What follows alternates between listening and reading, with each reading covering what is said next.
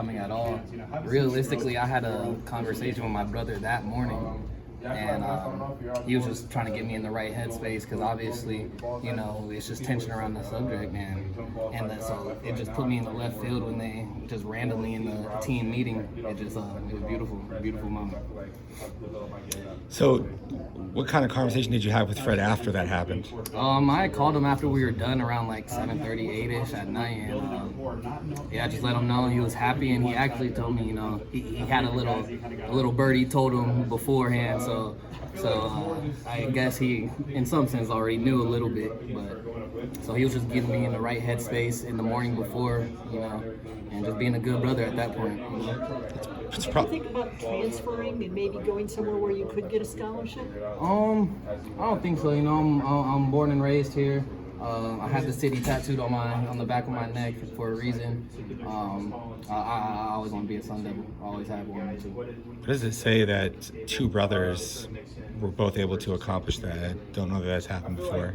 I think it just speaks to our long family lineage. You know, the family roots are so big, the roots spread out so far. I've gotten tips and tricks from uncles, cousins here. It's like a potluck type thing when it comes to sports and everything else. So I got the help from everyone, really. What are some of the messages that your family members gave you after they found out then? Everybody was just super excited, man. It's giving me chills right now talking about it, you know. It's just a good thing, beautiful thing, like I said before, to let the whole family know. It really hits hard when you tell your mom, you know. That's the best part about it, when you tell your mom, and that's when it really hits. What was her reaction? She was actually in California at the time, so just sent me a bunch of what are those Bitmojis and all the I'm super proud, you know. And that's when it really hit me. So. What lessons can you take watching how the way Fred handled his business here in Tempe that you applied here? Yeah, I was actually at a lot of his practices, a lot of the games, and I just watched how he continuously climbed the ladder, really, and patience. He took his time, just like I had to, and that's what he mainly told me in the morning. The conversation that I had with him before the day it happened, he was just patience, man. It's the biggest thing. You played some last year when the guys got hurt, whatever, and you played well. Do you feel like it was just that helped put you in this position, just that you took advantage of your opportunity? For sure, yeah, exactly. That's the message that they tell to every guy coming in the building. When you're putting into the game, you got to make something happen. And if you don't, you can get lost, you know, in the back of the room. So obviously you prepare like you're going to be out there. You think like you're going to be a starter, but does it actually feel different to now, like after you have a scholarship? I don't think so. To be honest, I've had the same mindset since I was a freshman walking in here. I feel like that's a cherry on top. It just is a cherry on top to all the work that's been going on. Is there anything that any of your teammates in particular said that was funny or insightful to you about it? I think just all the DB group really brought me, you know. It was just a beautiful moment, like I said before.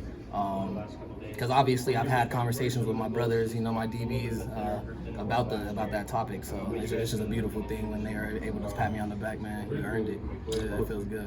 What do you think about Fletcher as a coach? Oh, he's great. He allows us to use our tools that we had before while giving us a new set of tools that we can pick and choose from what we want to use.